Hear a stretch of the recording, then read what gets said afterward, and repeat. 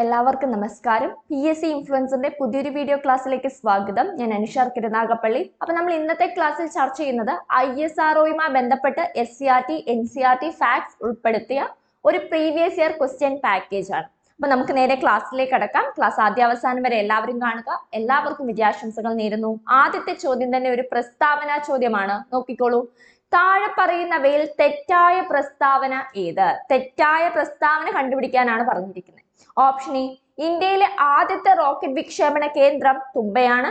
Option B, Indian ബഹിരാകാശ ഗവേഷണ പദ്ധതിക്ക് തുടക്കം കുറിച്ച committee Indian national committee for space research ആണ്. ഓപ്ഷൻ സി, തുമ്പ റോക്കറ്റ് വിക്ഷേപണ കേന്ദ്രം വിക്രം സാരാഭായ് സ്പേസ് സെന്ററിന് കീഴിലായ വർഷം 1972. ഓപ്ഷൻ ഡി, തുമ്പയിൽ നിന്ന് ആദ്യമായി വിക്ഷേപിക്കപ്പെട്ട റോക്കറ്റ് RH-75 ആണ്. അപ്പം താഴെ തന്നിരിക്കുന്നവയിൽ തെറ്റായ പ്രസ്താവന. ഒന്നാമത്തെ പ്രസ്താവന, ഇന്ത്യയിലെ ആദ്യത്തെ റോക്കറ്റ് വിക്ഷേപണ കേന്ദ്രം തുമ്പയാണ്. ശരിയോ തെറ്റോ? ശരിയായിട്ടുള്ള പ്രസ്താവനയാണ് അല്ലെ. ഇന്ത്യയിലെ ആദ്യത്തെ റോക്കറ്റ് വിക്ഷേപണ കേന്ദ്രം ഏതാണ്? തുമ്പയാണ്. അതുമായി ബന്ധപ്പെട്ടുകൊണ്ടുള്ള ഒരു കൺഫ്യൂസിംഗ് ഫാക്ട്സ് നമ്മൾ വരുമ്പം പറയും. അപ്പൊ ഇത് ആലോചിച്ച് വെക്കുക. ഇന്ത്യയിലെ ആദ്യത്തെ റോക്കറ്റ് വിക്ഷേപണ കേന്ദ്രം ഏതാണ്? തുമ്പയാണ്. ഒന്നാമത്തെ പ്രസ്താവന ശരിയാണ്. ഒന്നാമത്തെ പ്രസ്താവന പഠിച്ചു. ഇനി രണ്ടാമത്തെ പ്രസ്താവന, ഇന്ത്യൻ ബഹിരാകാശ ഗവേഷണ പദ്ധതിക്ക് തുടക്കം കുറിച്ച committee Indian national committee for space research അല്ലെങ്കിൽ ഇൻഗോസ്പാർ ആണ്. ശരിയായിട്ടുള്ള പ്രസ്താവനയാണോ? ശരിയായിട്ടുള്ള പ്രസ്താവനയാണ്. അപ്പൊ ഇന്ത്യൻ ബഹിരാകാശ ഗവേഷണ പദ്ധതിക്ക് തുടക്കം കുറിച്ച കമ്മിറ്റി ഏതാണ്? ഇൻഗോസ്പാർ ആണ്. ഇൻഗോസ്പാറിന്റെ എക്സ്പാൻഡഡ് ഫോം എന്താണ്? Indian national committee for space research ആണ്. ക്ലിയർ ആയല്ലോ? അപ്പൊ രണ്ടാമത്തെ പ്രസ്താവനയും ശരിയാണ്. ഈ രണ്ട് പ്രസ്താവനകളും പ്രീവിയസ് ഇയർ ക്വസ്റ്റ്യൻ ആണെന്നൂടെ ഓർത്തിരിക്കുക. വൺ വേർഡ് ആയിട്ടുള്ള പ്രീവിയസ് ഇയർ ക്വസ്റ്റ്യൻ ആണ് ഈ രണ്ട് പ്രസ്താവനകളും. ഇനി മൂന്നാമത്തെ, തുമ്പ റോക്കറ്റ് വിക്ഷേപണ കേന്ദ്രം വിക്രം സാരാഭായ് സ്പേസ് സെന്ററിന് കീഴിലായ വർഷം 1972. അപ്പം 1972 ശരിയായിട്ടുള്ള വർഷമാണോ എന്നാണ് നമ്മൾ കണ്ടെത്തേണ്ടത്. ആണോ? ആണ്. തുമ്പ റോക്കറ്റ് വിക്ഷേപണ കേന്ദ്രം വിക്രം സാരാഭായ് സ്പേസ് സെന്ററിന് കീഴിലായ വർഷം ഏതാണ്? 1972. അങ്ങനെയെങ്കിൽ മറ്റൊരു ചോദ്യം ഇതുമായി ബന്ധപ്പെട്ടുകൊണ്ട് വേറൊരു ചോദ്യം വരാം. തുമ്പ റോക്കറ്റ് വിക്ഷേപണ കേന്ദ്രത്തെ വിക്രം സാരാഭായ് സ്പേസ് സെന്റർ എന്ന് പുനർനാമകരണം ചെയ്ത വർഷം അതും എന്ന 1972. അപ്പൊ ഓപ്ഷൻ സിയുമായി ബന്ധപ്പെട്ട് രണ്ട് വസ്തുതകൾ പഠിക്കുക. ഒന്ന്, റോക്കറ്റ് തുമ്പ റോക്കറ്റ് വിക്ഷേപണ കേന്ദ്രം വിക്രം സാരാഭായ് സ്പേസ് സെന്ററിന് കീഴിലായ വർഷം 1972. കൂടാതെ തുമ്പ റോക്കറ്റ് വിക്ഷേപണ കേന്ദ്രത്തെ വിക്രം സാരാഭായ് സ്പേസ് സെന്റർ എന്ന് പുനർനാമകരണം ചെയ്ത വർഷം 1972. ഇനി മൂന്നാമത്തെ പ്രസ്താവന, തുമ്പയിൽ നിന്ന് ആദ്യമായി വിക്ഷേപിക്കപ്പെട്ട റോക്കറ്റ് രോഹിണി 75 ആണ് അല്ലെങ്കിൽ RH-75 ആണ്. ശരിയായിട്ടുള്ള പ്രസ്താവനയാണോ? അല്ല, തെറ്റായിട്ടുള്ള പ്രസ്താവനയാണ്. തുമ്പയിൽ നിന്ന് ആദ്യമായി വിക്ഷേപിക്കപ്പെട്ട റോക്കറ്റ് ഏതാണ്? അത് നൈക് അപ്പാച്ചെ ആണ്. ഏതാണ്? നൈക് അപ്പാച്ചെ ആണ്. നൈക് അപ്പാച്ചെ ആണ് തുമ്പയിൽ നിന്ന് ആദ്യമായി വിക്ഷേപിക്കപ്പെട്ട റോക്കറ്റ്. അപ്പം തുമ്പയിൽ നിന്ന് ആദ്യമായി വിക്ഷേപിക്കപ്പെട്ട റോക്കറ്റ് ഏതാണ്? അത് നൈക് അപ്പാച്ചെ ആണ്. Nike Apache. ക്ലിയർ ആയോ? അപ്പം എന്താണ് RH-75 എന്ന് ചോദിച്ചാൽ ഇന്ത്യ തദ്ദേശീയമായി വികസിപ്പിച്ചെടുത്ത ആദ്യത്തെ സൗണ്ടിങ് റോക്കറ്റ് ആണ് RH-75. അതിനെപ്പറ്റി നമ്മൾ പറയും. ഇപ്പൊ ഓർത്തിരിക്കുക, തുമ്പയിൽ നിന്ന് ആദ്യമായി വിക്ഷേപിക്കപ്പെട്ട റോക്കറ്റ് ഏതാണ്? അത് നൈക് അപ്പാച്ചെ ആണ്. നൈക് അപ്പാച്ചെ ഇന്ത്യക്ക് തന്ന് സഹായിച്ച രാജ്യം ഏതാണ്? അത് USA അല്ലെങ്കിൽ അമേരിക്കയാണ്. അമേരിക്കയാണ് നൈക് അപ്പാച്ചെ ഇന്ത്യക്ക് തന്ന് സഹായിച്ചത്. അതേപോലെ തന്നെ മറ്റൊരു ചോദ്യം വരാം, നൈക് അപ്പാച്ചെ വിക്ഷേപിച്ച വർഷം. ഏത് വർഷമാണ് നൈക് അപ്പാച്ചെ വിക്ഷേപിച്ചത്? 1963 നവംബർ 21. 1963 നവംബർ 21 നൈക് അപ്പാച്ചെ വിക്ഷേപിച്ചത്. അപ്പൊ മൂന്ന് കാര്യങ്ങൾ പറഞ്ഞു. തുമ്പയിൽ നിന്ന് ആദ്യമായി വിക്ഷേപിച്ച rocket Nike Apache. Nike Apache വിക്ഷേപിച്ച വർഷം 1963 നവംബർ 21. മറ്റൊരു പ്രസ്താവന, ഇതാണ് നൈക് അപ്പാച്ചെ ഇന്ത്യക്ക് തന്ന് സഹായിച്ച രാജ്യം യു എസ് എ ആണ്. അങ്ങനെയെങ്കിൽ ഇന്ത്യ തദ്ദേശീയമായി വികസിപ്പിച്ച ആദ്യത്തെ സൗണ്ടിങ് റോക്കറ്റ് ഏതാണെന്ന് ചോദിച്ചാൽ അത് ഏതാണ്? RH-75 ആണ്. രോഹിണി സൗണ്ടിങ് ഫാമിലിയിൽ വരുന്നതാണ് RH-75. RH-75 വിക്ഷേപിച്ച വർഷം ചോദിച്ചു കഴിഞ്ഞാൽ അത് 1967 1967. 1963 എന്ത് വിക്ഷേപിച്ചു? നൈക് അപ്പാച്ചെ വിക്ഷേപിച്ചു. 1967 RH-75 രോഹിണി 75 വിക്ഷേപിച്ചു. സൗണ്ടിങ് റോക്കറ്റ് ആണ്, ഓർത്തിരിക്കുക. ക്ലിയർ ആയോ? അപ്പൊ ഇതിനകത്തെ പ്രസ്താവനകൾ ഇന്ത്യയിലെ ആദ്യത്തെ റോക്കറ്റ് വിക്ഷേപണ കേന്ദ്രം തുമ്പയാണ്. ഇന്ത്യൻ ബഹിരാകാശ ഗവേഷണ പദ്ധതിക്ക് തുടക്കം കുറിച്ച committee international committee for space research അല്ലെങ്കിൽ ഇൻഗോസ്പാർ ആണ്. തുമ്പ റോക്കറ്റ് വിക്ഷേപണ കേന്ദ്രം വിക്രസ് സാരാഭായ് സ്പേസ് സെന്ററിന് കീഴിലായ വർഷം പുനർനാമകരണം ചെയ്ത വർഷവും 1972. തുമ്പയിൽ നിന്ന് ആദ്യമായി വിക്ഷേപിക്കപ്പെട്ട റോക്കറ്റ് നൈക് അപ്പാച്ചെ 1963 നവംബർ 21 തന്ന് സഹായിച്ച രാജ്യം അമേരിക്ക USA ആണ്. ക്ലിയർ ആയല്ലോ? അങ്ങനെയെങ്കിൽ എന്താണ് RH-75? ഇന്ത്യ തദ്ദേശീയമായി വികസിപ്പിച്ചെടുത്ത ആദ്യത്തെ സൗണ്ടിങ് റോക്കറ്റ് ആണ് RH-75. RH-75 വിക്ഷേപിച്ചത് എന്നാണ് 1967. ക്ലിയർ ആയ ഇത്രയും കാര്യങ്ങൾ. അങ്ങനെയെങ്കിൽ ഇന്ത്യയിലെ ആദ്യത്തെ റോക്കറ്റ് വിക്ഷേപണ കേന്ദ്രം നമ്മൾ പറഞ്ഞു തുമ്പയാണ്. തുമ്പ ഇക്വിറ്റോറിയൽ റോക്കറ്റ് ലോഞ്ചിങ് സ്റ്റേഷൻ ആണ്. തുമ്പ ഇക്വിറ്റോറിയൽ റോക്കറ്റ് ലോഞ്ചിങ് സ്റ്റേഷൻ. ഇത് സ്ഥാപിച്ചത് ആരാണെന്ന് ചോദിച്ചാൽ അത് ഇൻഗോസ്പാർ ആണ്. സ്ഥാപിച്ചത് ആരാണ്? ഇൻഗോസ്പാർ ആണ്. ഇൻഗോസ്പാർ സ്ഥാപിതമായത് എന്നാണ്? 1962 ഫെബ്രുവരിയിലാണ്. അടുത്ത വർഷമാണ് നൈക് അപ്പാച്ചെ വിക്ഷേപിച്ചത്. അപ്പൊ 1962 ഇൻഗോസ്പാർ സ്ഥാപിതമായി. 1963 നൈക് അപ്പാച്ചെ വിക്ഷേപിച്ചു. അടുത്തത് ഭൂമധ്യരേഖയോട് ഏറ്റവും അടുത്ത് സ്ഥിതി ചെയ്യുന്ന റോക്കറ്റ് വിക്ഷേപണ കേന്ദ്രം. പ്രീവിയസ് ഇയർ ക്വസ്റ്റ്യൻ ആണ്. ഭൂമധ്യരേഖയോട് ഏറ്റവും അടുത്ത് സ്ഥിതി ചെയ്യുന്ന റോക്കറ്റ് വിക്ഷേപണ കേന്ദ്രം ഏതാണ്? തുമ്പ. തിരുവനന്തപുരത്ത് സ്ഥിതി ചെയ്യുന്ന തുമ്പയാണ് ഭൂമധ്യരേഖയോട് ഏറ്റവും അടുത്ത് സ്ഥിതി ചെയ്യുന്ന റോക്കറ്റ് വിക്ഷേപണ കേന്ദ്രം. അങ്ങനെയെങ്കിൽ തുമ്പ റോക്കറ്റ് വിക്ഷേപണ കേന്ദ്രത്തെ UNOയ്ക്ക് സമർപ്പിച്ച വർഷം. തുമ്പ റോക്കറ്റ് വിക്ഷേപണ കേന്ദ്രത്തെ UNOയ്ക്ക് സമർപ്പിച്ച വർഷം ഏതാണ്? 1968 ഫെബ്രുവരി 2 1968 ഫെബ്രുവരി 2 തുമ്പ റോക്കറ്റ് വിക്ഷേപണ കേന്ദ്രത്തെ UNOയ്ക്ക് സമർപ്പിച്ചത്. അങ്ങനെയെങ്കിൽ മറ്റൊരു ചോദ്യം ഇതാണ്, തുമ്പയിൽ space science and technology centre SSTC സ്ഥാപിച്ച വർഷം. അത് 1965 ജനുവരി 1. അപ്പം തിരിഞ്ഞു പോവരുത്. തുമ്പ റോക്കറ്റ് വിക്ഷേപണ കേന്ദ്രത്തെ UNOയ്ക്ക് സമർപ്പിച്ചത് 1968. നൈക് അപ്പാച്ചെ ആദ്യത്തെ നൈക് അപ്പാച്ചെ വിക്ഷേപിച്ചത് എന്നാണ് ചോദിച്ചിട്ടുള്ളത്? 1963 RH-75 ആണ് എങ്കിൽ 1967 77 അങ്ങനെ ഓർത്താൽ മതി. 1967 തുമ്പയില് space science and technology centre സ്ഥാപിച്ചത് എന്നാണ് ചോദിച്ചിട്ടുള്ളത്? 1965 ജനുവരി 1. ക്ലിയർ ആയല്ലോ? അങ്ങനെയെങ്കിൽ ഐക്യരാഷ്ട്രസഭയ്ക്ക് സമർപ്പിച്ച വർഷം എന്നാണ്? നമ്മൾ മുമ്പ് പറഞ്ഞു 1968 ഫെബ്രുവരി 2 നമ്മൾ ഇവിടെ പറഞ്ഞു. അത് തന്നെയാണ് ഇവിടെ കൊടുത്തിരിക്കുന്നത്.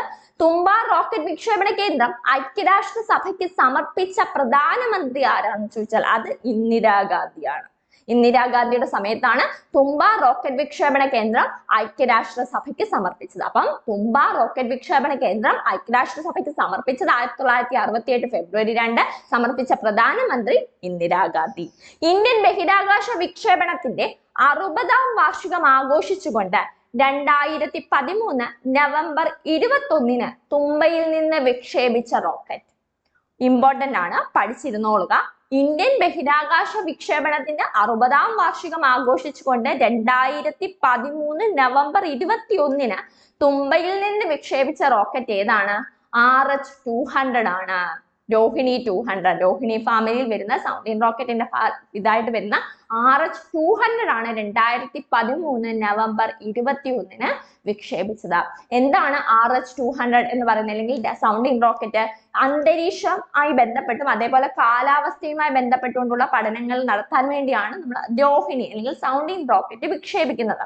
അപ്പം ഇന്ത്യൻ ബഹിരാകാശ വിക്ഷേപണത്തിന്റെ 60ാം വാർഷികം ആഘോഷിച്ചുകൊണ്ട് 2013 നവംബർ 21 തുമ്പയിൽ നിന്ന് വിക്ഷേപിച്ച റോക്കറ്റ് ഏതാണെന്ന് ചോദിച്ചുള്ളത് RH-200 ആണെന്ന് ഓർത്തിരിക്കാം. അങ്ങനെയെങ്കിൽ മറ്റൊരു ചോദ്യം വരാം.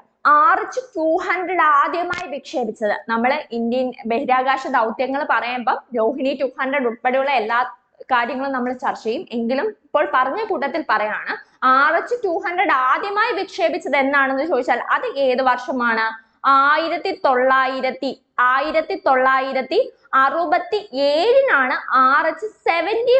വിക്ഷേപിച്ചത് എന്ന് നമ്മൾ പറഞ്ഞു. RH-75 എന്നാണ് 1967 1967 നവംബറിലാണ് RH-75 രോഹിണി 75 എന്ന് പറയുന്നത് എന്തായിരുന്നു? 1967 നവംബറിൽ RH-75 രോഹിണി 75 എന്ന് പറയുന്നത് എന്തായിരുന്നു? സൗണ്ടിങ് റോക്കറ്റ് ആയിരുന്നു. ഇന്ത്യ തദ്ദേശീയമായി വികസിപ്പിച്ച ആദ്യത്തെ സൗണ്ടിങ് റോക്കറ്റ് ആണ്. ഇനി RH-200 ഉണ്ടല്ലേ, RH-200 എന്താണ് നമ്മൾ പറഞ്ഞു? ഇന്ത്യൻ ബഹിരാകാശ വിക്ഷേപണത്തിന്റെ 60ാം വാർഷികം ആഘോഷിച്ചുകൊണ്ട് 2013 നവംബർ 21 തുമ്പയിൽ നിന്ന് വിക്ഷേപിച്ച റോക്കറ്റ് RH-200 ആണെന്ന് പറഞ്ഞു. എന്നാൽ RH-200 ആദ്യമായി വിക്ഷേപിച്ചത് എന്നാണെന്ന് ചോദിച്ചാൽ അത് ഏത് വർഷമാണ്? 1979 അപ്പൊ ആദ്യമായി RH-200 വിക്ഷേപിച്ചത് 1979 ഓർത്തിരിക്കുക. ഇനി അതിന്റെ 200ാം പതിപ്പ് RH-200 ഇന്ത്യ തദ്ദേശീയമായി വികസിപ്പിച്ച സൗണ്ടിങ് റോക്കറ്റ് ആയ RH-200ന്റെ 200ാം പതിപ്പ് വിക്ഷേപിച്ചത് എന്നാണ്? 2022 നവംബർ 23 2022 നവംബർ 23 RH-200ന്റെ 200ാം പതിപ്പ് വിക്ഷേപിച്ചത്. അപ്പൊ 3 കാര്യങ്ങളാ പറഞ്ഞേ. RH-75 വിക്ഷേപിച്ചത് 1967 നവംബറിനാണ്. RH-200 ആദ്യമായി വിക്ഷേപിച്ചത് 1979 അടുത്തത് RH-200ന്റെ 200ാം പതിപ്പ് വിക്ഷേപിച്ചത് 2022 നവംബർ 23 മറ്റൊരു ചോദ്യമാണ്, ഇന്ത്യൻ ബഹിരാകാശ വിക്ഷേപണത്തിന്റെ 60ാം വാർഷികം ആഘോഷിച്ചുകൊണ്ട് RH-200 വിക്ഷേപിച്ചത് 2013 നവംബർ 21 2013 നവംബർ 21 200ാം പതിപ്പ് 2022 നവംബർ 23. ക്ലിയർ ആയോ? അങ്ങനെയെങ്കിൽ രോഹിണി ശ്രേണിയിൽപ്പെട്ട പ്രധാനപ്പെട്ടയാണ് RH-75 പറഞ്ഞു, RH-200 പറഞ്ഞു, കൂടാതെ 300 ഉണ്ട്, അതേപോലെ RH-560 ഇവയെല്ലാം രോഹിണി സൗണ്ടിങ് റോക്കറ്റിൽ പെടുന്ന അതിലെ ശ്രേണിയിലെ റോക്കറ്റുകളാണ് എന്ന് ഓർത്തിരിക്കാം. അങ്ങനെയെങ്കിൽ നമുക്ക് ഒന്നുകൂടെ പറയാം.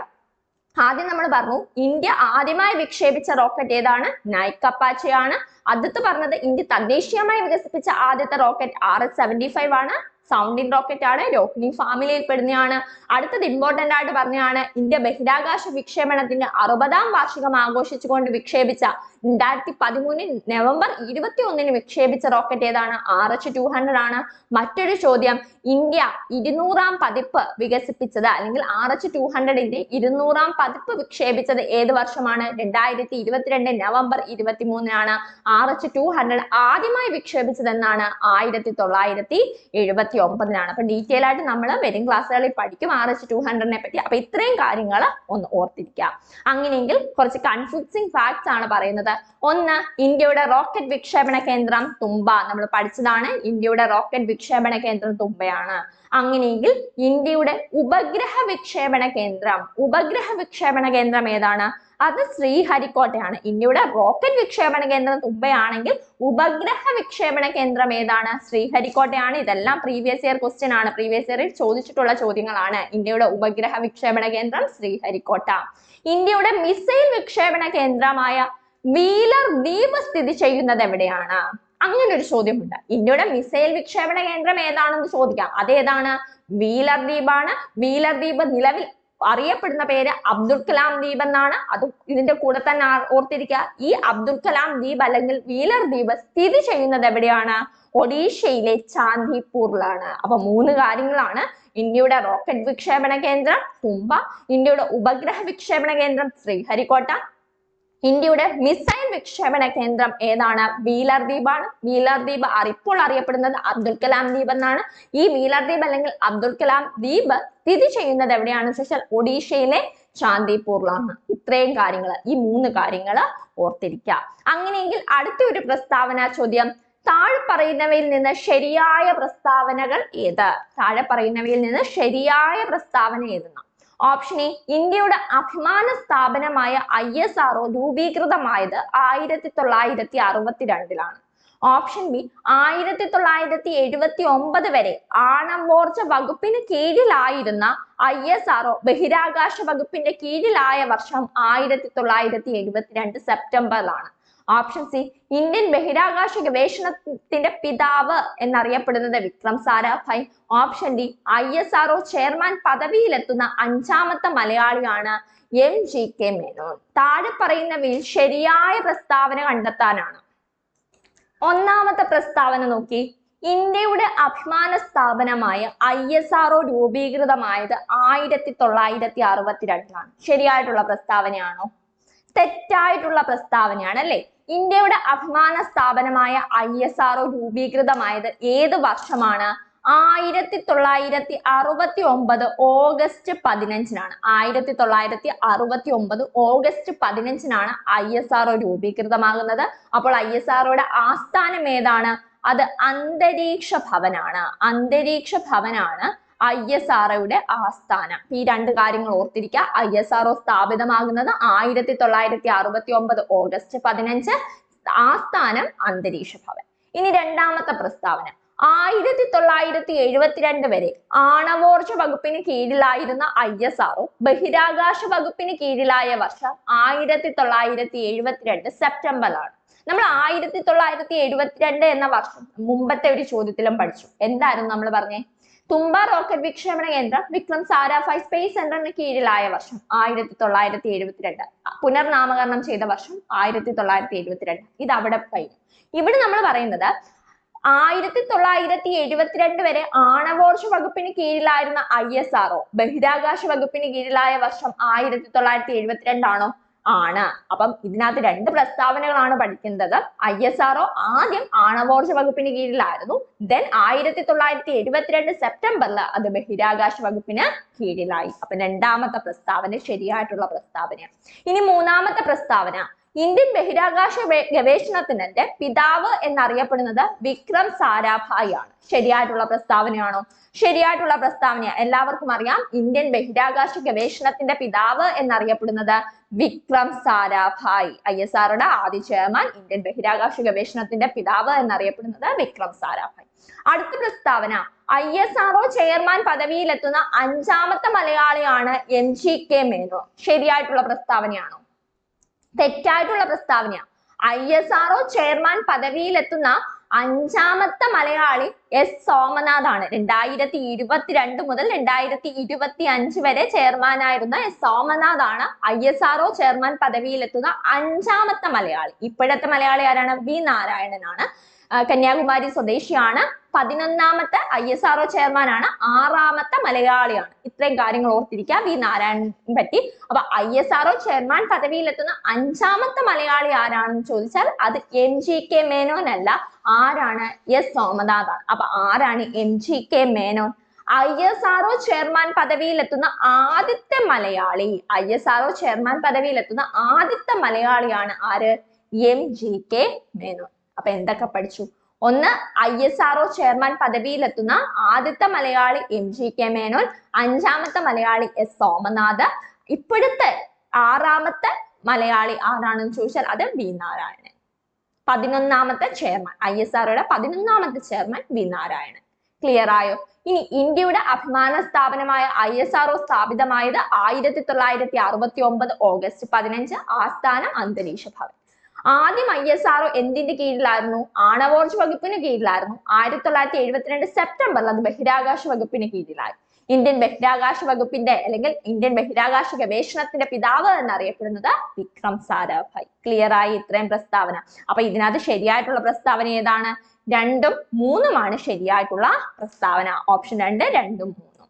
അങ്ങനെയെങ്കിൽ ISROയുടെ വാണിജ്യ സ്ഥാപനം ചോദിച്ചിട്ടുള്ളതാണ് കേട്ടോ. പ്രീവിയസ് ഇയർ ചോദ്യമാണ്, ഇമ്പോർട്ടന്റ് ആണ്. ISROയുടെ വാണിജ്യ സ്ഥാപനം ആൻഡ്രിക്സ് ആണ്.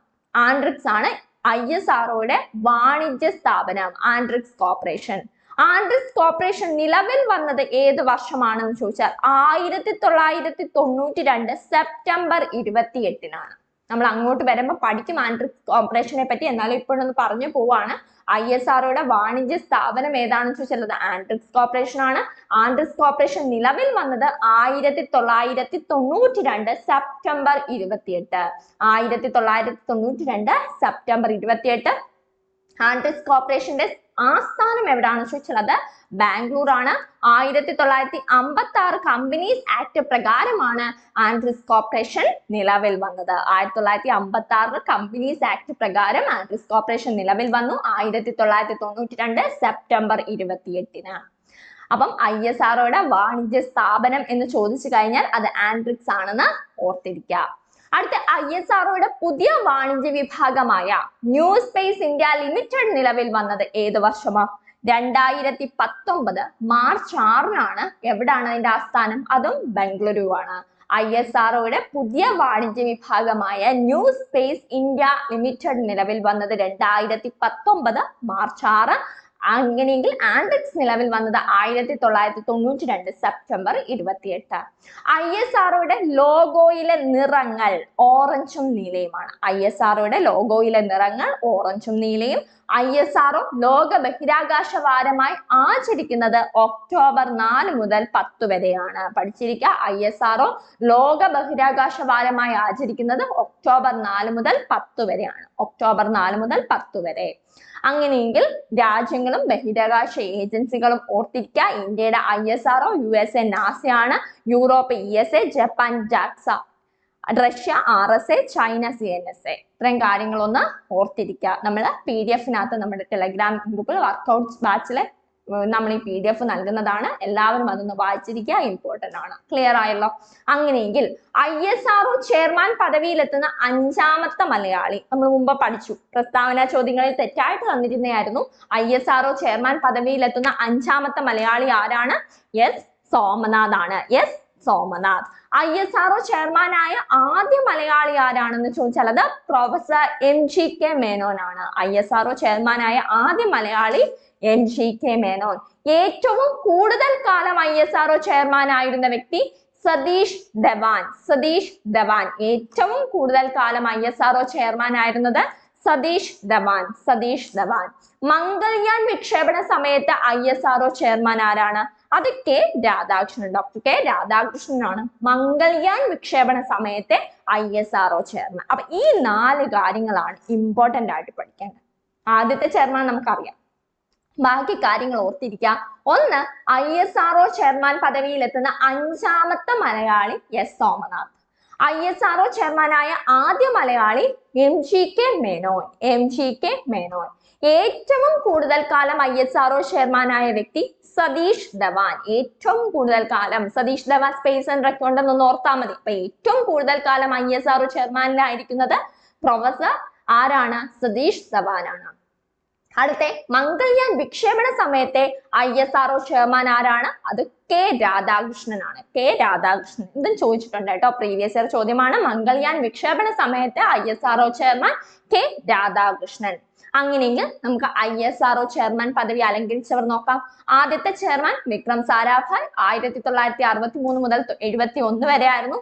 അടുത്ത ആദ്യത്തെ മലയാളി MGK മേനോൻ. ISRO പദവിയിലെത്തുന്ന ആദ്യത്തെ മലയാളി MGK മേനോൻ 1972. സതീഷ് ധവാൻ ആരായിരുന്നു? ISRO ചെയർമാൻ പദവിയിൽ ഇരിക്കുന്ന ഏറ്റവും കൂടുതൽ കാലം ഇരുന്ന വ്യക്തി സതീഷ് ധവാൻ 1972 1984 വരെയാണ്. UR റാവു 1984 മുതൽ 1994 വരെ എത്രാമത്തെ? 4ാമത്തെ ISRO ചെയർമാനാണ്. A കസ്തൂരി രംഗൻ 94 മുതൽ 2003 വരെ. G മാധവൻ നായർ 2003 മുതൽ 2009 വരെ. K രാധാകൃഷ്ണൻ 2009 മുതൽ 2014 വരെയാണ്. അതേപോലെ തന്നെ ശൈലേഷ് നായക് ടെമ്പററി ആയിരുന്നു. 2015 ജനുവരി 1 മുതൽ 12 വരെയാണ്. AS കിരൺകുമാർ 2015 മുതൽ 2018 വരെ. കേശവൻ 2018 മുതൽ 2021 വരെ. S സോമനാഥ് 2022 മുതൽ 2025 വരെ. അതാണ് അഞ്ചാമത്തെ ISRO മലയാളി, ISRO പദവിയിലിരിക്കുന്ന മലയാളി. അടുത്ത ഇപ്പോഴത്തെ, അപ്പൊ ഇങ്ങനെ ചോദ്യം വരെ 6ാമത്തെ മലയാളി അല്ലെങ്കിൽ 11ാമത്തെ ചെയർമാൻ ആരാണെന്ന് ചോദിച്ചാൽ അത് ആരാണ്? വി നാരായണനാണ്. 2025 അദ്ദേഹമാണ് ISRO ചെയർമാൻ പദവിയിൽ ഇരിക്കുന്നത്. കന്യാകുമാരി സ്വദേശിയാണ് എന്ന് ഓർത്തിരിക്കുക. ഇത്രയും കാര്യങ്ങൾ ഓർമ്മയുണ്ടല്ലോ. അപ്പൊ ഡോക്ടർ വി നാരായണനാണ് ഇപ്പോഴത്തെ 2025 കറണ്ട് ISRO ചെയർമാൻ പദവിയിൽ ഇരിക്കുന്നത്. ക്ലിയർ ആയേ? അങ്ങനെയെങ്കിൽ അടുത്ത ചോദ്യം, ഇന്ത്യയുടെ ഏക ഉപഗ്രഹ വിക്ഷേപണ കേന്ദ്രം. നമ്മൾ കൺഫ്യൂസിംഗ് ഫാക്ട്സിനകത്ത് പഠിച്ചതാ, ഓപ്ഷൻസ് ഒന്നും വായിക്കുന്നില്ല. ഇന്ത്യയുടെ ഏക ഉപഗ്രഹ വിക്ഷേപണ കേന്ദ്രം ഏതാണ്? ഓപ്ഷൻ ബി ആണ്, ശ്രീഹരിക്കോട്ടയാണ്. പ്രീവിയസ് ഇയർ ചോദ്യമാണ്, ഇമ്പോർട്ടന്റ് ആണ്, പഠിച്ചിരിക്കുക. ഇന്ത്യയുടെ ഏക ഉപഗ്രഹ വിക്ഷേപണ കേന്ദ്രം ഏതാണ്? ശ്രീഹരിക്കോട്ടയാണ്. സതീഷ് ധവാൻ സ്പേസ് സെന്റർ പ്രവർത്തനം ആരംഭിച്ചത് ഏത് വർഷമാണെന്ന് അറിയാമോ?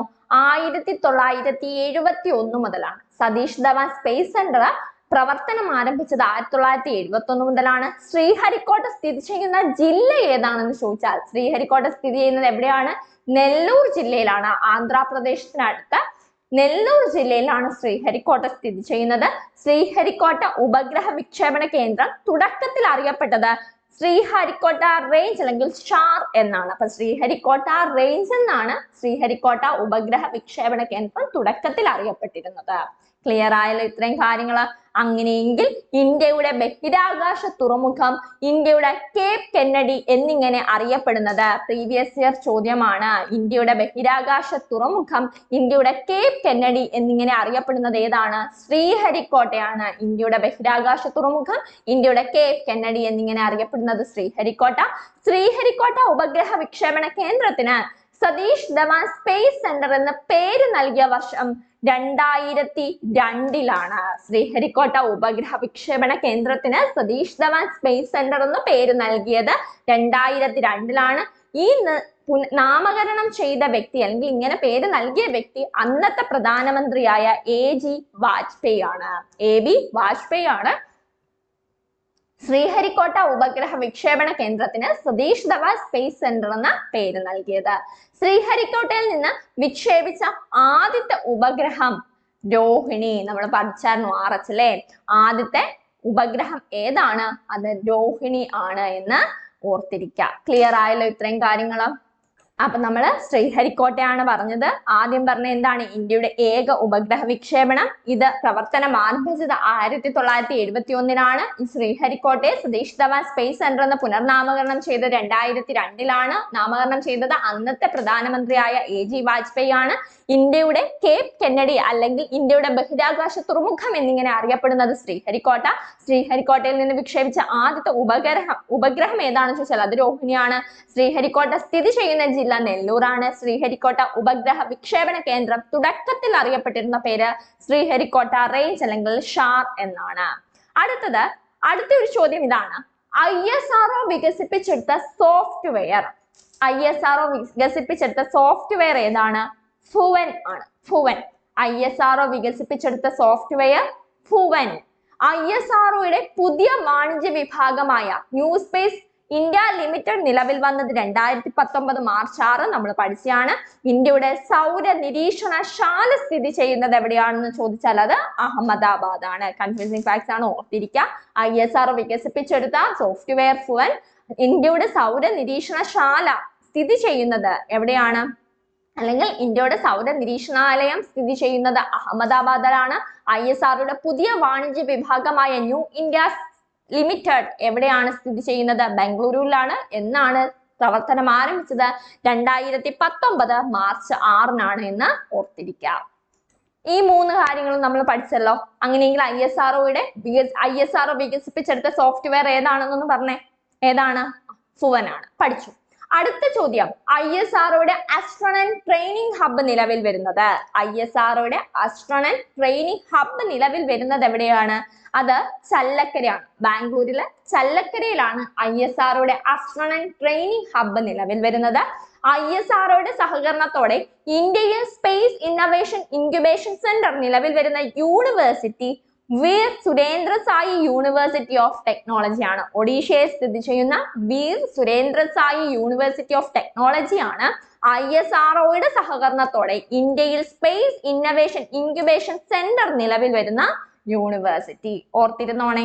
അങ്ങനെയെങ്കിൽ അടുത്തത് ISROയുടെ space situational awareness control centre നിലവിൽ വരുന്ന നഗരം. ISROയുടെ space situational awareness control centre നിലവിൽ വരുന്നത് അതും ബംഗളൂരു ആണ്. അപ്പൊ നമ്മൾ പറഞ്ഞ മിക്കവാറും ഉള്ള എല്ലാം എവിടെയാണ്? ബംഗളൂരു ആണ് എന്ന് ഓർത്തിരിക്കുക. ക്ലിയർ ആയോ? അതിൽ ഒന്ന് മാത്രമേ ഉള്ളൂ, ഇന്ത്യയുടെ സൗര നിരീക്ഷണാലയം സ്ഥിതി ചെയ്യുന്നത് അഹമ്മദാബാദ് ആണ്. അടുത്തത് ISROയുടെ ടെക്നിക്കൽ ലേസൺ യൂണിറ്റ് ITLU നിലവിൽ വരുന്ന രാജ്യം റഷ്യയാണ്. ISROയുടെ ടെക്നിക്കൽ ലേസൺ യൂണിറ്റ് നിലവിൽ വരുന്നത് എവിടെയാണ്? റഷ്യയിലാണ്. Satellite telecommunication experiments project നടപ്പിലാക്കിയത് ആരൊക്കെ ചേർന്നാണ്?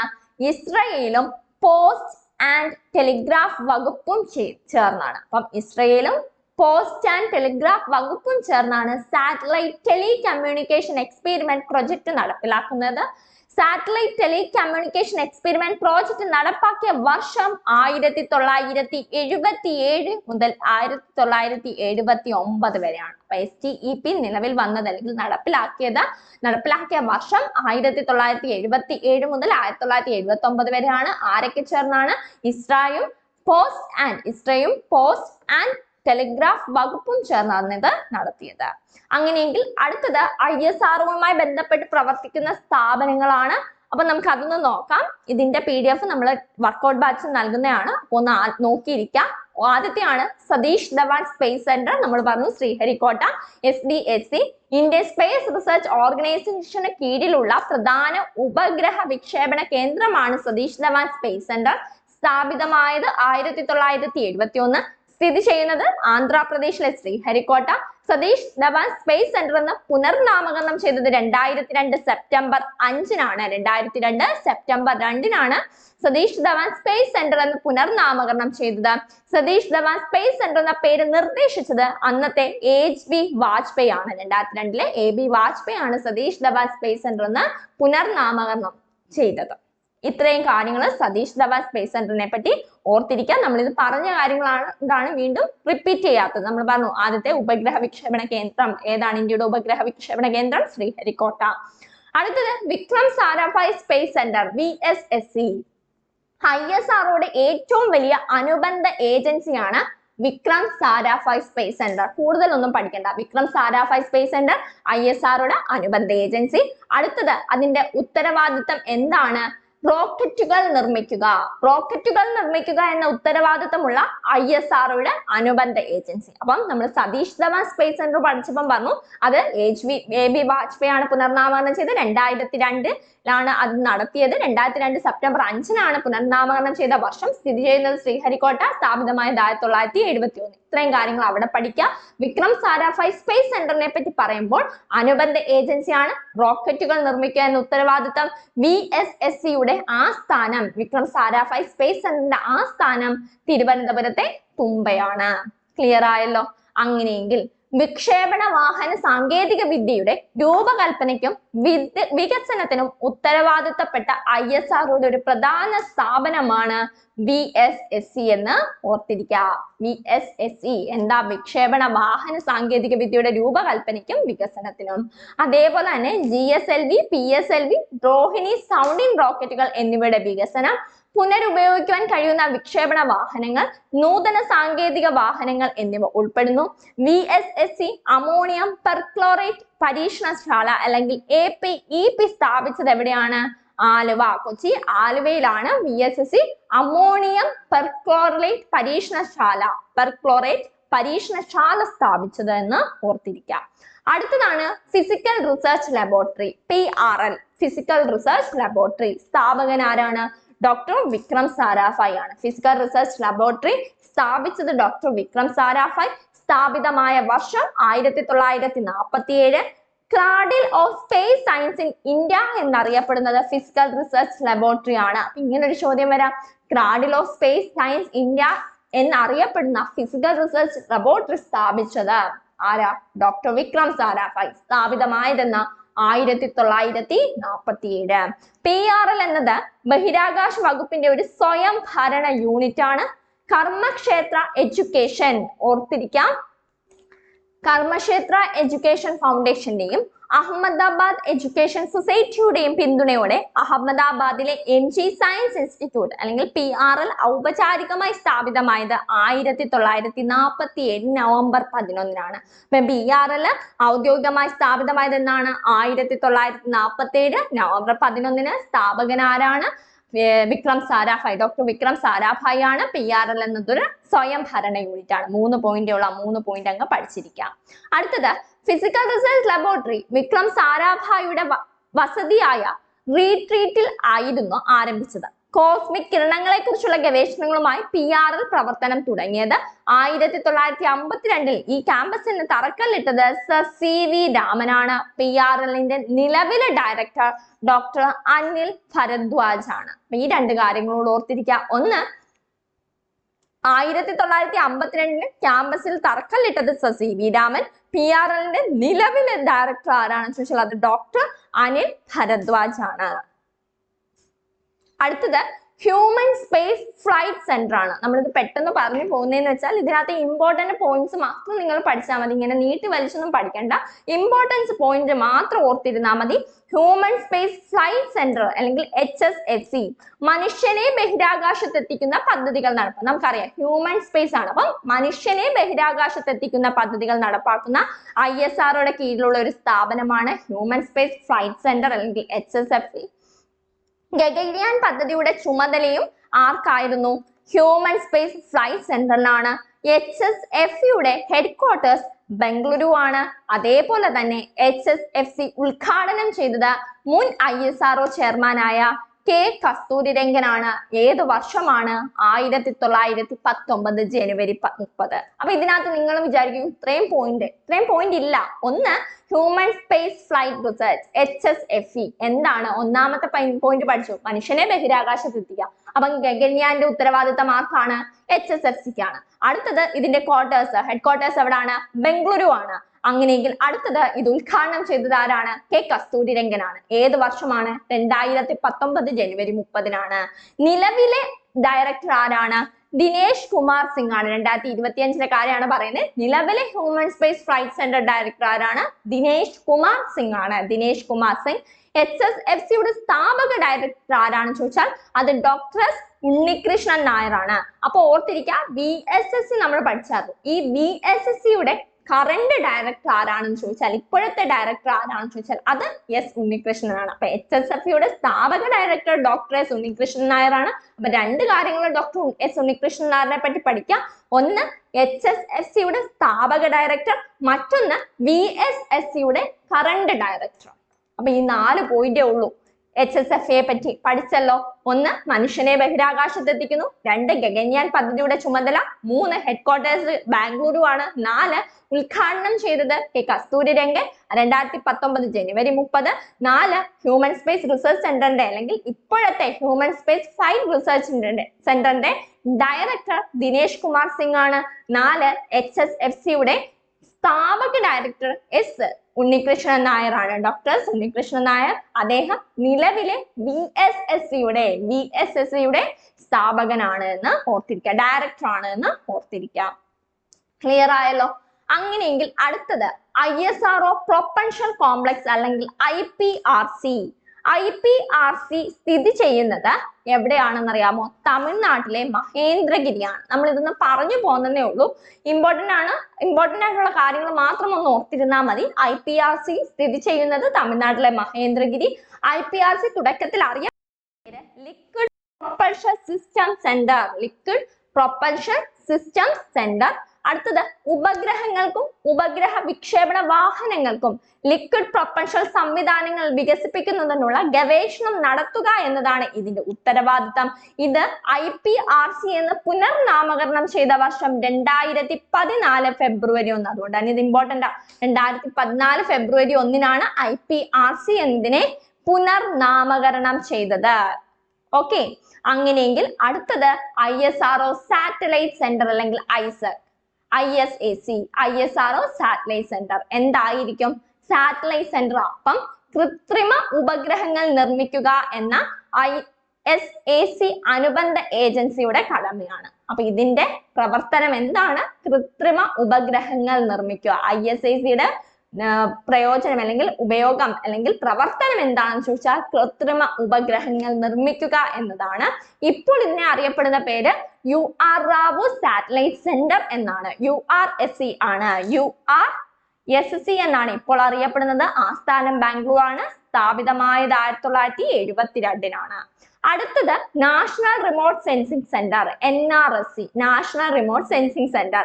ഈ NRSA സ്ഥാപിതമായ വർഷം, നാഷണൽ റിമോട്ട് സെൻസിംഗ് ഏജൻസി സ്ഥാപിതമായത് 1974 സെപ്റ്റംബർ 2 1974 സെപ്റ്റംബർ 2 NRSA സ്ഥാപിതമായത്. National remote sensing agency, national remote sensing centre എന്ന് പുനർനാമകരണം ചെയ്തത് 2008 സെപ്റ്റംബർ 1 അപ്പൊ ഇത് സ്ഥാപിതമായത് 1974 സെപ്റ്റംബർ 2. ഈ ഏജൻസിയെ സെന്റർ ആയിട്ട് പുനർനാമകരണം ചെയ്തത് 2008 സെപ്റ്റംബർ 1 NRSC സ്ഥിതി ചെയ്യുന്നത് ഹൈദരാബാദ് ആണ്. എന്താണ് ഇതിന്റെ പ്രവർത്തനം? ഇന്ത്യൻ റിമോട്ട് സെൻസിംഗ് ഉപകരണങ്ങൾ നൽകുന്ന വിവരങ്ങളുടെ ശേഖരണം, സംഭരണം, സംസ്കരണം, വിതരണം എന്നിവയ്ക്ക് മുഖ്യ പങ്ക് വഹിക്കുന്ന ISROയുടെ കീഴിൽ പ്രവർത്തിക്കുന്ന സ്ഥാപനം. ഇന്ത്യൻ ഇൻസ്റ്റിറ്റ്യൂട്ട് ഓഫ് റിമോട്ട് സെന്ററിന്റെ ആസ്ഥാനം ഡെറാഡൂൺ ആണ്. ഡെറാഡൂൺ. അങ്ങനെയെങ്കിൽ മറ്റൊരു പോയിന്റ് ആണ് ഇതിന്റെ മറ്റൊരു ഉത്തരവാദിത്തം. റിമോട്ട് സെൻസിംഗ് സാറ്റലൈറ്റ് ഡേറ്റ അക്വിസിഷനും പ്രോസസ്സിംഗും ഡേറ്റ വിതരണം, ഏരിയൽ റിമോട്ട് സെൻസിംഗ്, ഡിസാസ്റ്റർ മാനേജ്മെന്റിനുള്ള തീരുമാന പിന്തുണ എന്നിവയെല്ലാം ഇതിന്റെ ഉത്തരവാദിത്തമാണ്. ഇന്ത്യൻ റിമോട്ട് സെൻസിംഗ് ഉപഗ്രഹങ്ങളിൽ നിന്നും മറ്റുള്ളവയിൽ നിന്നും ഡേറ്റ നേടുന്നതിനായി NRSC ഒരു ഡേറ്റ റിസപ്ഷൻ സെന്റർ സ്ഥാപിച്ചിരിക്കുന്നു. അതെവിടെയാണ്? ഹൈദരാബാദിലെ ഷാന്ത് നഗർ ആണ്. ഷാന്ത് നഗർ. നമുക്ക് ഡിഗ്രി ലെവൽ എക്സാംസിന് കുറച്ചുകൂടെ ഇമ്പോർട്ടന്റ് ആയിട്ടുള്ള കാര്യങ്ങൾ വേണം, അതുകൊണ്ടാണ് ഇതുകൂടെ ഉൾപ്പെടുത്തിയത്. അപ്പം ഇതുകൂടെ അതിന്റെ കൂടെ ഒന്ന് ഓർത്തിരിക്കുക. അടുത്തത് ആൻഡ്രിസ് കോർപ്പറേഷൻ ലിമിറ്റഡ്. ഇത് നമ്മൾ പറഞ്ഞതാണ്, വീണ്ടും റിപ്പീറ്റ് ചെയ്യുന്നില്ല. ആൻഡ്രിസ് കോർപ്പറേഷൻ ലിമിറ്റഡ് ACL നമ്മൾ മുമ്പ് പറഞ്ഞായിരുന്നു. എന്താണ്? ഇന്ത്യൻ ബഹിരാകാശ വകുപ്പിന്റെ വാണിജ്യ സ്ഥാപനം. സ്ഥാപിതമായത് 1992 സെപ്റ്റംബർ. ആസ്ഥാനം ബാംഗ്ലൂർ. രാജ്യാന്തര തലത്തിൽ ബഹിരാകാശ സേവനങ്ങൾ ലഭ്യമാക്കുന്ന ഏജൻസിയായി പ്രവർത്തിക്കുന്നു. ബഹിരാകാശ വകുപ്പിന്റെ അഡ്മിനിസ്ട്രേറ്റീവ് നിയന്ത്രണത്തിലുള്ള ഒരു പൂർണ്ണ ഉടമസ്ഥതയിലുള്ള ഇന്ത്യൻ ഗവൺമെന്റ് കമ്പനിയാണ്. അപ്പം ഈ കാര്യങ്ങളെല്ലാമാണ് ഇതിനകത്ത് ഓർത്തിരിക്കേണ്ടത്. ഓർത്തിരിക്കുക. ഇന്ത്യൻ ബഹിരാകാശ വകുപ്പിന്റെ വാണിജ്യ സ്ഥാപനം ഏതാണെന്ന് ചോദിച്ചുള്ളത് ആൻഡ്രിസ് കോർപ്പറേഷൻ ലിമിറ്റഡ് ആണ്. Andrés corporation limited. അടുത്തത് IST അല്ലെങ്കിൽ Indian institute of space science and technology. Indian institute of space science and technology സ്ഥാപിതമായത് 2007 സെപ്റ്റംബർ 14. 2007 സെപ്റ്റംബർ 14. IIST-യുടെ ഉദ്ഘാടനം ചെയ്തത് G മാധവൻ നായർ ആണ്. ഏഷ്യയിലെ ആദ്യത്തെ ബഹിരാകാശ സർവകലാശാല. പഠിച്ചിരിക്കുക. ഏഷ്യയിലെ ആദ്യത്തെ ബഹിരാകാശ സർവകലാശാല Indian institute of space science and technology അല്ലെങ്കിൽ IST ആണ്. IIST ആണ്. ഓർത്തിരുന്നോണേ, IIST ആണെന്ന്. അടുത്തത് IIST സ്ഥിതി ചെയ്യുന്നത് എവിടെയാണ്? തിരുവനന്തപുരം വലിയ മലയിലാണ്. തിരുവനന്തപുരം വലിയ മലയിലാണ് IIST സ്ഥിതി ചെയ്യുന്നത് എന്ന് ഓർത്തിരിക്കുക. IIST-യുടെ ആദ്യ ഡയറക്ടർ ഡോക്ടർ BN സുരേഷ് ആണ്. പ്രഥമ ചാൻസലർ, ആദ്യത്തെ ചാൻസലർ APJ അബ്ദുൽ കലാം ആണ്.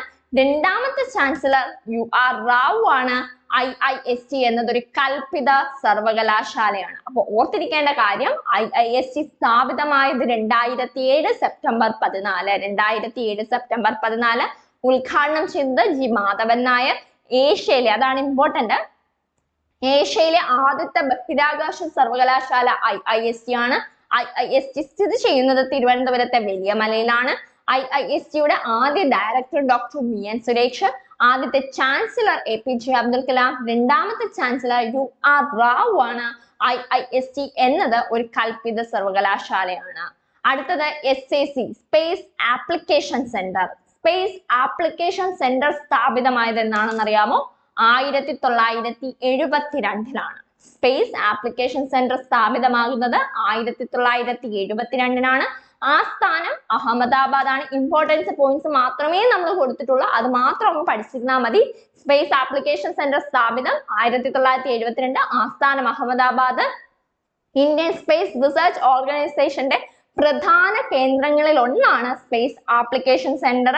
അത് എന്താണ് പ്രവർത്തനം? ഇസ്രോയുടെ ദൗത്യങ്ങൾക്കായുള്ള ബഹിരാകാശ ഉപകരണങ്ങളുടെ രൂപകൽപ്പന, സമൂഹ നേട്ടങ്ങൾക്കായുള്ള ബഹിരാകാശ സാങ്കേതിക വിദ്യയുടെ ആപ്ലിക്കേഷനുകളുടെ വികസനത്തിനും പ്രവർത്തനത്തിനും ശ്രദ്ധ കേന്ദ്രീകരിക്കുക എന്നതാണ് space application centre. Degree level എക്സാംസിന് ചോദിച്ചിട്ടുണ്ടെങ്കിലേ ഉള്ളൂ. അപ്പൊ അതിനു വേണ്ടി അതൊന്ന് ഓർത്തിരിക്കുക. അടുത്തത് new space India limited, NSIL, new space India limited. New space India limited എന്ന് പറയുന്നത് ISROയുടെ പുതിയ വാണിജ്യ വിഭാഗമാണ്. നമ്മൾ ഇതും പഠിച്ചതാണ് അല്ലെ.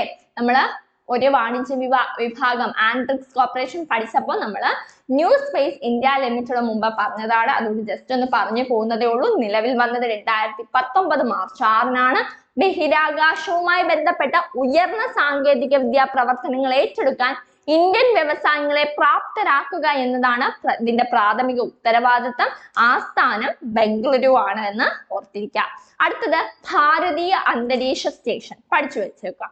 2035ഓടെ ഇന്ത്യ സ്വന്തമായി ആരംഭിക്കുവാൻ പോകുന്ന ഒരു ബഹിരാകാശ നിലയമാണ്. 2035ഓടുകൂടി ഇന്ത്യ സ്വന്തമായിട്ട് ഒരു ബഹിരാകാശ നിലയം ആരംഭിക്കാൻ പോകുന്നു. അതിന്റെ പേരാണ് ഭാരതീയ അന്തരീക്ഷ സ്റ്റേഷൻ. ഭൂമിയിൽ നിന്നും 400 കിലോമീറ്റർ അകലെയായിട്ടാണ് ഇത് പ്രവർത്തിക്കുക. രാജ്യാന്തര ബഹിരാകാശ നിലയവും IASS-ഉം ചൈനയുടെ ടിയാൻഗോങ്ങുമാണ് നിലവിലുള്ള ബഹിരാകാശ നിലയങ്ങൾ. അതിന്റെ കൂടാണ് ഭാരതീയ അന്തരീക്ഷ സ്റ്റേഷനൂടെ നിലവിൽ വരാൻ പോകുന്നത് 2035ഓടുകൂടി. ഈ സ്പേസ് സ്റ്റേഷന് 4 മൊഡ്യൂളുകളാണ്. അപ്പം ഇതും ഡിഗ്രി ലെവൽ എക്സാംസിന് ഒന്ന് ഓർത്തിരിക്കേണ്ടതാണ്. Command module, habitat module, propulsion module, robotic camp module, അല്ലെങ്കിൽ അൺഡോക്കിംഗ് മൊഡ്യൂൾ. ഇത്രയും കാര്യങ്ങളൊന്ന് ഓർത്തിരിക്കാം. അടുത്തത് നമുക്ക് വരുന്നത് ഒരു കൺഫ്യൂസിങ് ഫാക്ട്സ് ആണ്. നമ്മൾ ആദ്യം പറഞ്ഞതാണ്, വീണ്ടും റിപ്പീറ്റ് ചെയ്യുന്നതേ ഉള്ളൂ. ഒന്ന്, ഇന്ത്യയുടെ ഉപഗ്രഹ വിക്ഷേപണ കേന്ദ്രം ശ്രീഹരിക്കോട്ട, ഇന്ത്യയുടെ റോക്കറ്റ് വിക്ഷേപണ കേന്ദ്രം തുമ്പ, ഇന്ത്യയുടെ മിസൈൽ വിക്ഷേപണ കേന്ദ്രം ചാന്ദ്രിപൂർ, ഒഡീഷ. ഏതാണ്? വീലർ ദ്വീപ്, ഇപ്പോൾ അറിയപ്പെടുന്നത് അബ്ദുൽ കലാം ദ്വീപ്. അപ്പൊ ഇന്ത്യയുടെ ഉപഗ്രഹ വിക്ഷേപണ കേന്ദ്രം ശ്രീഹരിക്കോട്ട, ഇന്ത്യയുടെ റോക്കറ്റ് വിക്ഷേപണ കേന്ദ്രം തുമ്പ, ഇന്ത്യയുടെ മിസൈൽ വിക്ഷേപണ കേന്ദ്രം ചാന്ദ്രിപൂർ, ഒഡീഷയിലെ ചാന്ദ്രിപൂർ. ഈ 3 കാര്യങ്ങളും ഇമ്പോർട്ടന്റ് ആണ്. റിപ്പീറ്റഡ് ആയിട്ട് ഇഷ്ടം പോലെ തവണ വന്നിട്ടുള്ള പ്രീവിയസ് ഇയർ ചോദ്യമാണ്. അതുകൊണ്ട് പഠിച്ചിരിക്കുക. ക്ലിയർ ആയോ? അപ്പൊ നിങ്ങൾക്ക് ഇവിടെ ആണ് ഒരു കൺഫ്യൂസിങ് വരുന്നത്. ഇന്ത്യയുടെ പ്രധാനപ്പെട്ട അല്ലെങ്കിൽ ISROയുമായി ബന്ധപ്പെട്ട് പ്രവർത്തിക്കുന്ന സ്ഥാപനങ്ങൾ, ഇവിടെ മുതലാണ് അങ്ങോട്ട് ഒരുപാട് കാര്യങ്ങളുള്ളത്. അപ്പം അത് നിങ്ങൾ കൺഫ്യൂഷൻ അടിച്ച് പഠിക്കുകയും നിൽക്കേണ്ട. കാരണം അതിനകത്ത് ഇമ്പോർട്ടന്റ് പോയിന്റ്സ് മാത്രമേ നമ്മളത് വിശദീകരിച്ച് പറയാഞ്ഞത്. അത്രയും കൂടി ക്ലാസ് കേട്ട് നിങ്ങളുടെ സമയം കളയണ്ട. കാരണം നമ്മൾ PDF നൽകുന്നുണ്ട്. ആ PDF നിങ്ങളൊന്ന് വായിച്ചാൽ മതി. അപ്പൊ നിങ്ങൾക്ക് കാര്യങ്ങളെല്ലാം ക്ലിയർ ആയിട്ട് അതേപോലെയാണ് PDF നൽകുന്നത്. ജസ്റ്റ് അതൊന്ന് പറഞ്ഞു പോകുന്നതേ ഉള്ളൂ. കാരണം അത്രയും ടൈം കൂടി നിങ്ങൾക്ക് കളയേണ്ട എന്ന് കരുതിയാണ് അത് വിശദീകരിച്ച് പറയാത്തത്. അപ്പം ഓർത്തിരിക്കേണ്ട കാര്യം, ഈ ഓരോന്നിനും നമ്മൾ ടിക്ക് ചെയ്തിട്ടുണ്ട് അല്ലെങ്കിൽ അടിയിൽ വരച്ചിട്ടുണ്ട് ഇമ്പോർട്ടന്റ് ആയിട്ടുള്ള പോയിന്റ്സ്. ആ ഒരു പോയിന്റ്സ് മാത്രം പഠിച്ചാൽ മതി. ഡിഗ്രി ലെവൽ എക്സാംസിനാണ് കുറച്ചുകൂടി ഇമ്പോർട്ടന്റ് ആയിട്ട് പ്രവർത്തനങ്ങളെല്ലാം ഒന്ന് ചോദിക്കുന്നത്. അപ്പൊ അതിനു വേണ്ടി ഡിഗ്രി ലെവൽ എക്സാംസ് എഴുതുന്നവര് അതൊന്ന് ജസ്റ്റ് ഒന്ന് നോക്കാം. ഓക്കെ, അപ്പം ഇത്രയും കാര്യങ്ങളാണ് നമുക്ക് ഇന്നത്തെ ക്ലാസ്സിൽ പറയാനുള്ളത്. ഇത് തീർന്നില്ല. ISROയുമായി ബന്ധപ്പെട്ടുകൊണ്ടുള്ള ബാക്കി പോർഷൻസ്, ദൗത്യങ്ങള്, ബഹിരാകാശ നിലയങ്ങൾ, അതേപോലെ തന്നെ ഉപഗ്രഹങ്ങൾ എല്ലാം നമ്മൾ ഇനി വരും ക്ലാസ്സുകളിൽ ചർച്ച ചെയ്യും. അപ്പൊ ഇത്രയും കാര്യങ്ങളാണ് ഇന്നത്തെ ക്ലാസ്സിൽ ചർച്ച ചെയ്യുന്നത്. എല്ലാവരും നന്നായിട്ട് പഠിക്കുക. പഠിച്ചതിന് ശേഷം ക്ലാസ് കണ്ട് PDF നോട്ട്സ് വായിച്ചതിന് ശേഷം 9 മണിക്കത്തെ പോൾ വർക്കൗട്ട് എക്സാം അറ്റൻഡ് ചെയ്യുക. All the best. Thank you.